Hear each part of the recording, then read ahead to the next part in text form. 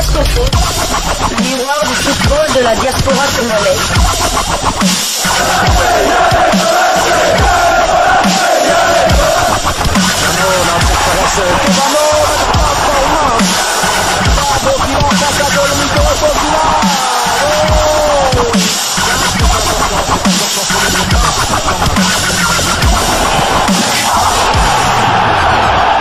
Diascofoot, le miroir du football de la diaspora congolaise.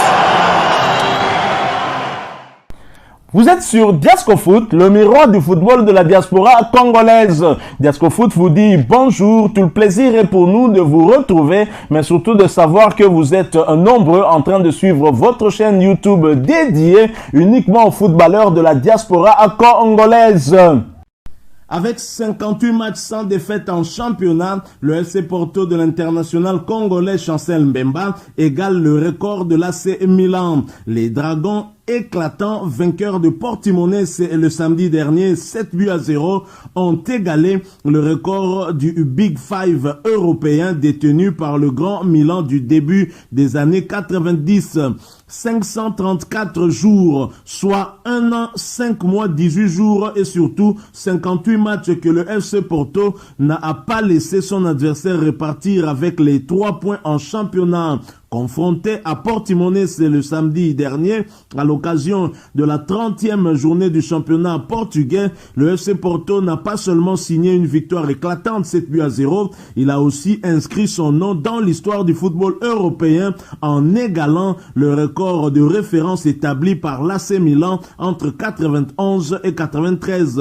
C'est bien simple. Cette saison, Porto n'a perdu aucun de ses 30 matchs de championnat et la saison dernière, il avait enchaîné 28 matchs sans défaite de la 8e à la 34e journée. La date de leur dernier revers remonte au 30 octobre 2020 face à Pacos Ferreira. 3-2, une invincibilité qui ne résiste cependant pas aux autres compétitions. Porto a perdu cette année 3 matchs de Ligue des Champions, un match d'Europa League face à Lyon, entre autres, et un match de Coupe de la Ligue portugaise, pour un bilan qui reste tout de même assez impressionnant.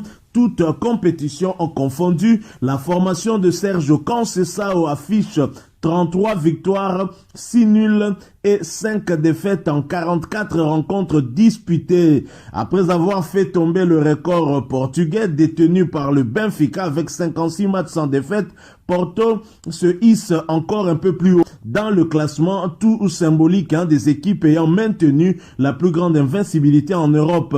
Dans les 6 grands championnats européens, à savoir en Angleterre, Allemagne, Espagne, Italie, France et Portugal, le FC Porto version 2020-2022 est donc à égalité avec l'AC Milan de Beresi, Maldini, Gullit, Rijkaard ainsi que Van Basten, à l'époque emmené par Fabio Capello. Avec 4 matchs restants d'ici la fin de la saison, le FC Porto a l'occasion de dépasser cette immense équipe.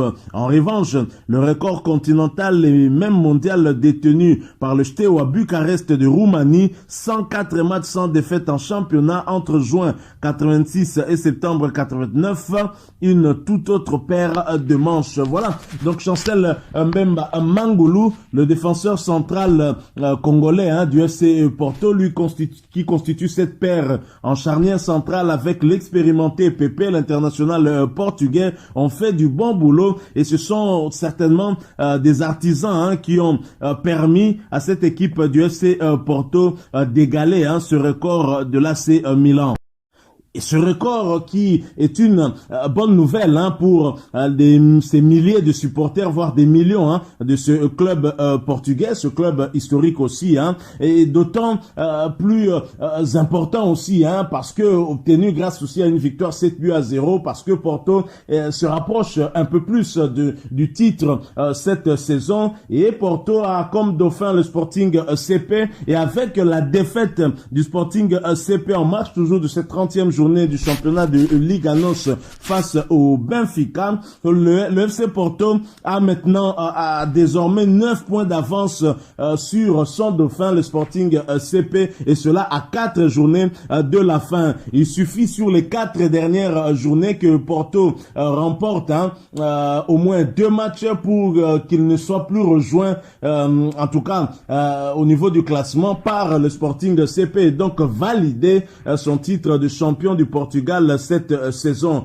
Donc c'est très intéressant. Et au terme de ce match, parce que Sporting CP malheureusement a laissé des plumes face au Benfica à domicile, sur le score de 0 but contre 2, et ceci a eu comme conséquence justement de créer un tout petit peu cette distance entre les deux équipes. Alors le FC Porto compte 82 points, alors que le Sporting CP derrière en compte 73. Donc cet écart de 9 points désormais, soit l'équivalent de 3 défaites pour le FC Porto pour que Sporting puisse le rejoindre. Mais ce sera vraiment difficile quand on sait que Porto reste sur cette très bonne dynamique, et Benfica vient bien sûr en 3e position avec 67 points. Donc le FC Porto et l'international congolais Chancel Mbemba Mangulu, surnommé le demi-dieu par ses compatriotes, et en tout cas en très bonne voie pour finir à la tête de ce championnat et ainsi gagner en tout cas ce 1e championnat de son histoire. Je dirais bravo à Chancel Mbemba Mangulu, Chancel Mbemba qui avait eu même l'occasion de porter le brassard de capitaine du FC Porto, lui laissé par l'expérimenté Pepe, comme vous pouvez le voir sur cette photo. C'est une très bonne chose pour lui. En tout cas, il a la confiance. Mais est-ce que Chancel Mbemba signera, prolongera avec le FC Porto? Rien n'est sûr, parce que jusque-là, il n'y a pas eu de discussion quant à ce. Et Chancel Mbemba voit son contrat se terminer déjà dès le mois de juin prochain. Et après, certainement, on aura des informations si Chancel Mbemba restera ou il ira ailleurs. En tout cas, il a fait une saison extraordinaire avec le FC Porto.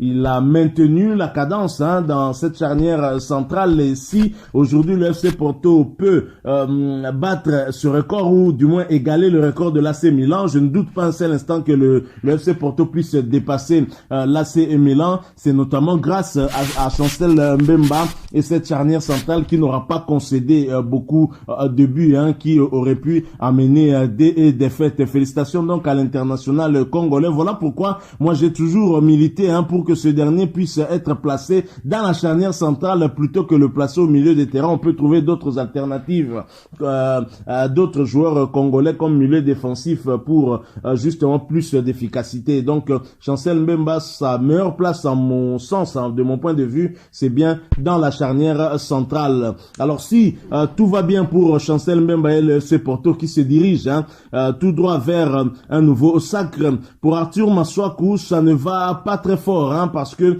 ces derniers matchs il les a en tout cas passés sur le banc de West Ham, même si plus globalement les résultats est bon. Un nouveau point de chute pour Masuaku, cette question vaut bien son pesant d'or. Arthur Masuaku serait dans le viseur d'un club de 2e division de Championship, 2e division anglaise. Arthur Masuaku n'arrive plus à se frayer une place dans le 11 de West Ham depuis son retour de blessure. Pourtant souvent titulaire sous les ordres de David Moses, le latéral gauche congolais a vu son statut basculer dans la hiérarchie de latéraux gauche des Hammers. Désormais, derrière Aaron Cresswell et même Ben Johnson, l'alternative d'un départ cet été ne serait pas à exclure pour l'ancien joueur du club grec de l'Olympiakos. À en croire certaines sources anglaises, Marco Silva, l'actuel boss de Fulham, rêverait de remettre Masuaku sous ses ordres après une excellente complicité en Grèce il y a quelques années.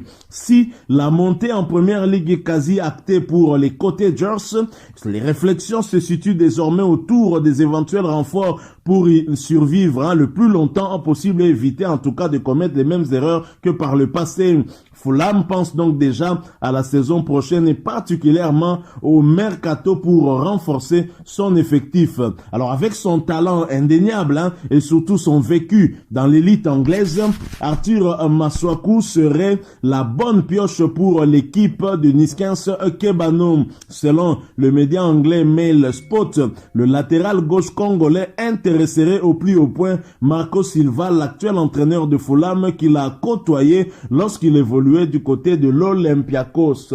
Alors que va décider Arthur Masuaku? Wait and see, nous n'en savons rien. Pense-t-il déjà aussi à un possible départ, étant donné qu'il n'est plus titulaire du côté de West Ham? Rien n'est sûr.